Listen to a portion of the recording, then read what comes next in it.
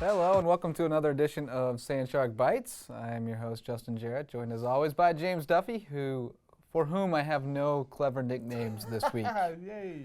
I'm a little out of sorts, I guess. I didn't come up with a good intro for you. It's a busy week. It's a busy week for everybody. It's a short week here on the university campus. Indeed it is, yeah. Fall break coming this weekend, but no break for the student athletes and for athletics, that's for sure. Lots going on, big events going on too. USCB soccer traveling over, not across the bridge, but around the corner to Hardeeville to take on SCAD Savannah. Big rivalry match on Thursday, and then wrapping up the regular season at Thomas on Saturday. Saturday also the date for the huge event of the cross-country season, the Sand Shark Invitational. We'll have Coach Larry Kimball on in a little bit to talk about that event with about 40 teams expected this year. Should be close to 600 runners, so going to be a fantastic event once again. Somebody's going to get trampled. There's going to be a lot of vomit. Lots of buckets of vomit. Yes, tons of vomit. So beware if you're at the finish line for that. It's always a dangerous place to be. And golf is firing back up. We haven't had much golf to talk about lately, but next week, Monday and Tuesday, both teams in action. The men going down to Miami to Doral for the Johnson & Wales event, and the women just over in Pooler, right here close to home. So that means I'll be making a couple stops at the Cookout Monday and Tuesday over at Savannah Quarters Country Club. Women playing in the NAIA Fall Preview. So that's your preview of the week, and yeah. Man, it's a busy one. It's a busy one, and then it'll drop off again after that for a little bit as we wait to see what soccer gets to host, if we get the chance to host. Yeah, and that's still in play. In fact, lots of emails kicking around about making sure we understand how tiebreakers work, because that's how women's soccer is shaping up. Last year was a big day on some of those things. It was. It was like a 3-day process figuring out the tiebreaker last year. I think we're ahead of it this year. But yeah, there's a potential for like a 5-team tie for 2 or 3 spots in the playoffs. So USCB trying to avoid that, and we can stay out of the logjam with just 1 win in these last 2 games, and probably even a tie in one of these last 2 games. But as the girls reminded Coach Heberling the other day, we don't tie. We don't do that. Right, we don't We tie. play for the win.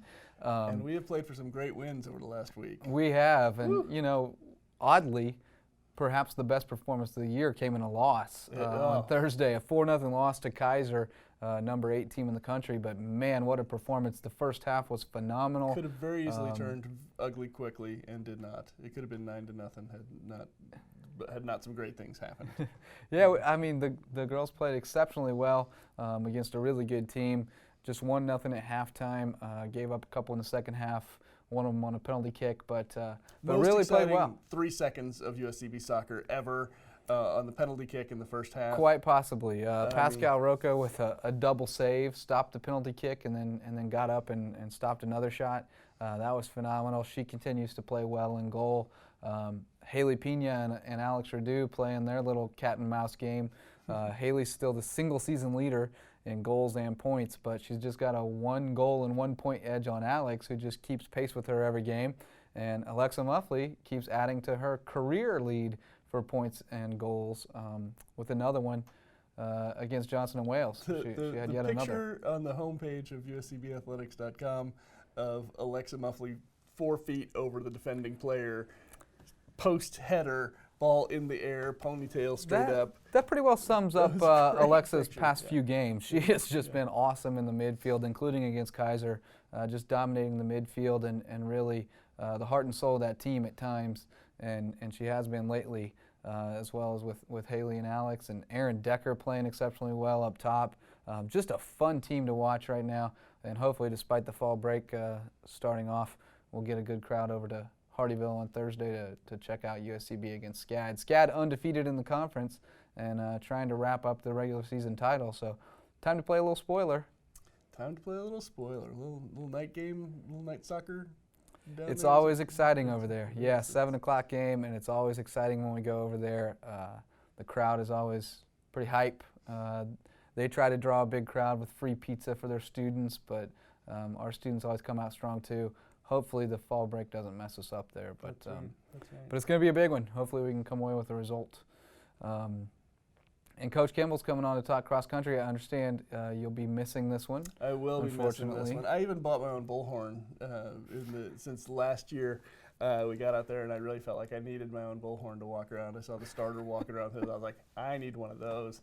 Got myself one, and now I don't have the chance to use it. That's inspired. That is inspired. Sometimes you just need a bullhorn. And yeah, and then looking forward to seeing the men's golf next Monday and Tuesday down in Miami. Yeah, Doral. Going to see some guys.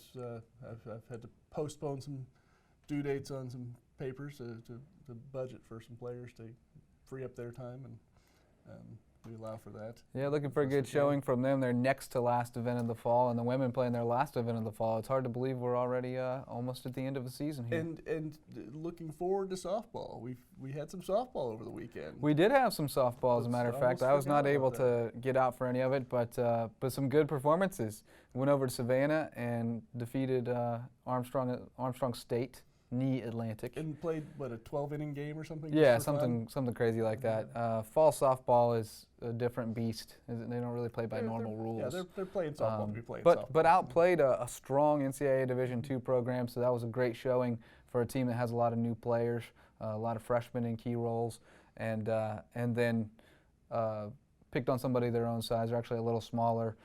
Played, I believe, East Georgia over the weekend and took a doubleheader from them. So a good performance for them. I know Coach Everling was very pleased with the performance and encouraged as she wraps up her fall season. Happy days in the Everling household, I think. Indeed. Be a lot happier if that soccer team can deliver this weekend and get one of those wins. It's going to be wild. We're going to be scoreboard watching because we don't play that final week of the season. It just so happens that while the other teams are finishing up their schedule, we're already done. And we'll be doing a little scoreboard watching. But right now, we don't know who we want to win. That's how jammed up it is in the middle of the table.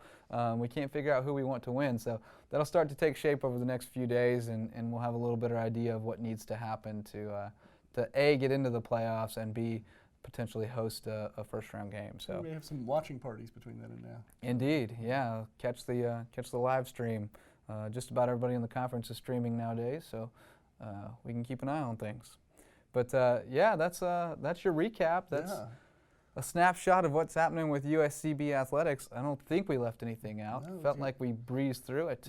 We got cross country and golf all coming up, imminent. We got soccer. I mean, we're talking about that, blowing the doors off, and important news coming out of them, and touch on some softball, and no baseball to report on. Baseball's getting after it, though, man. I saw them out on the rec field yesterday, and they are working hard. This is a good-looking team. I'm excited about this yeah, spring. We'll see.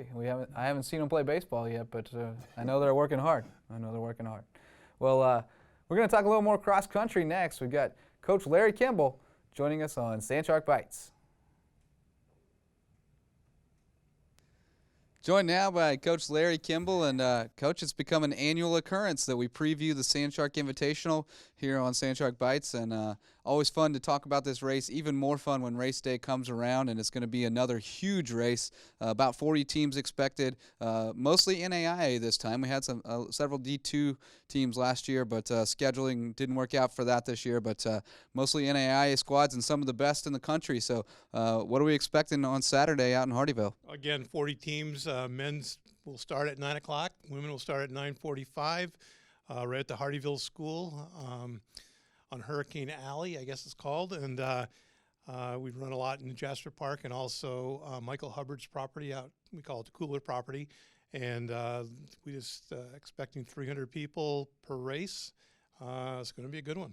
If you're not a cross-country fan or haven't seen a race of this magnitude, it really is an awesome spectator experience. I mean, that starting line with 300 people coming out of the box at the same time is a phenomenal sight to see. And then you're so good, Coach, at developing a spectator-friendly course. There are several spots on the course where you can stand and watch the runners come through several times, get an idea for the flow of the race, where the leaders are and who's making a move and all that stuff, and then book it back. If you got a little bit of lungs, you can book it back over to the finish in time to see the finish.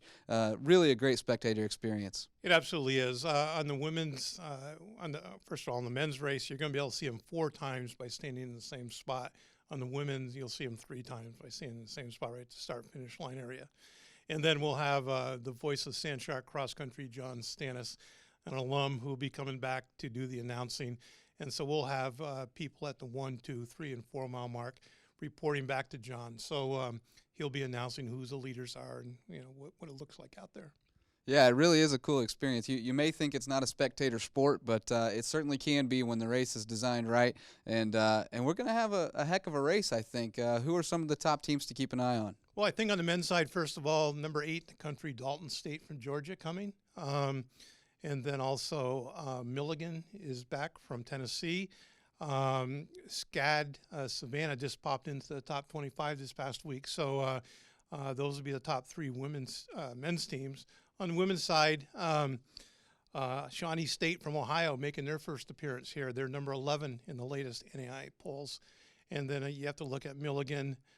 Tennessee Wesleyan is very, very strong. So we've got 4 or 5 teams per gender who are top 25 in the country.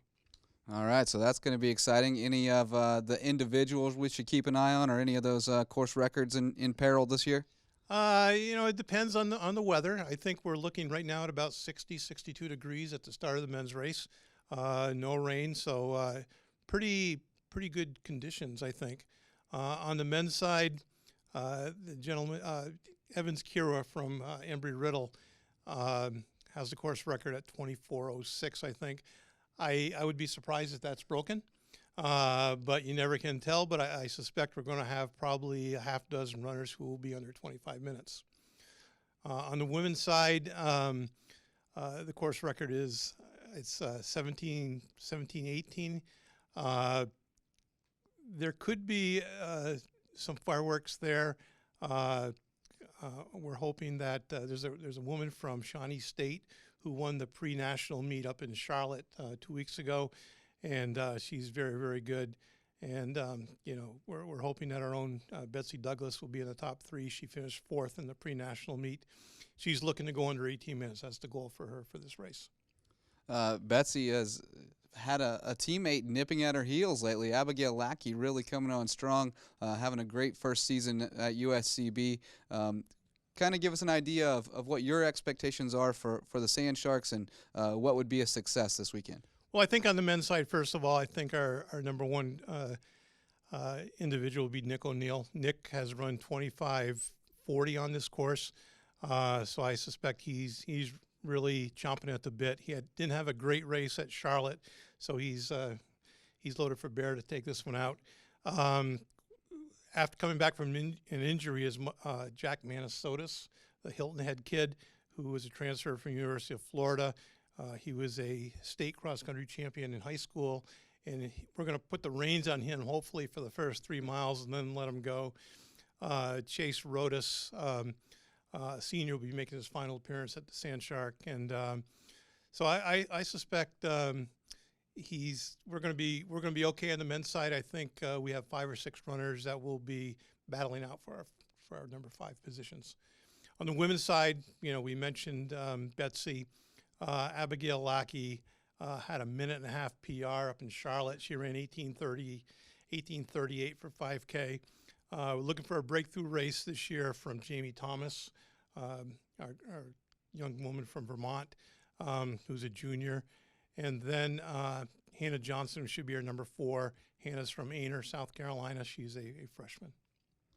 All right, Coach. Well, it's going to be an exciting race as always, and hope for some great results from the Sand Sharks, the host school. Again, race time, 9 o'clock for the men, 9:45 for the women. Might want to get out there by about 8:30 or so. Make sure you get parked and get in place for the start of the race because you don't want to miss that starting line. It is an awesome experience, and we hope to see you out there.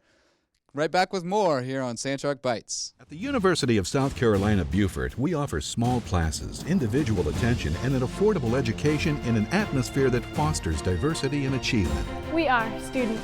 We field 9 Sand Shark sports teams that compete in the Sun Conference. We are athletes. We are one university with 2 campuses serving the coastal areas of South Carolina and Georgia. We are the Low Country. We are the fastest growing 4-year school in the University of South Carolina system. We are USCB.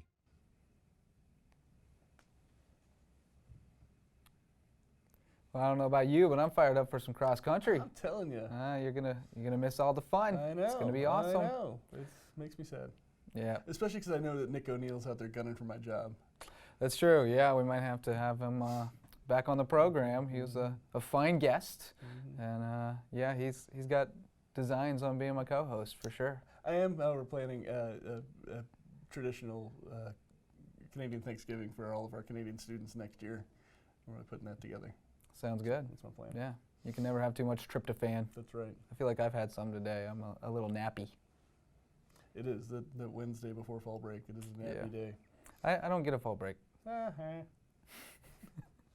Well, yeah, it's going to be an exciting week, and I'm sure we'll have an athlete of the week coming out of cross country next week. Pretty good odds, although I guess women's golf, men's golf will be contending for that as well. Soccer could earn it again with a upset of SCAD or sweeping the week. There's a lot of things that could happen. But for this week, we really don't have too much of a choice. We got to stick with soccer, and it is getting tough to pick a Sand Shark Bites Athlete of the Week from soccer. We already broke the rules and split it last week, and like we mentioned, Haley and Alex just keep doing the same thing. But we're going to throw them for a loop this week. We came up with a plan. We talked it over. We got a plan. We're going for the unsung hero this week. Absolutely. Her stats don't always show up in the box score, but defenders need love too. And we were lost at times early in the season and are now found thanks to this week's Athlete of the Week, Karen Pimentel, sophomore defender from Los Angeles, California. She has been awesome in the back line since coming back from injury. Was really phenomenal against Kaiser and had another good game against Johnson and Wales. Didn't allow a goal in the run of play. The only 2 goals there on set pieces, one off a corner and one off a free kick. So really awesome work in the back, and not just her. I mean, Claudia Dahl's been great back there, Caroline Bowman, but Karen's kind of the glue back there. So we're going to go with her this week. Karen Pimentel is your Sand Shark Bites Athlete of the Week. Way to go. Way to go, Karen. KP. And just an awesome kid, too. Always brightens my day when I get a chance to talk really to her. A nice student to have walking around this campus. She's great. We love those Cali girls. That's right. But so that's going to do it for another episode of Sand Shark Bites, another week. And we'll be back here with a jam-packed show next week. We'll have men's golf, women's golf, soccer, and cross country to recap. So get some rest. Get some rest. Set your DVR. Rest up your vocal cords. We're going to have a lot to talk about. Until then, keep those fins up.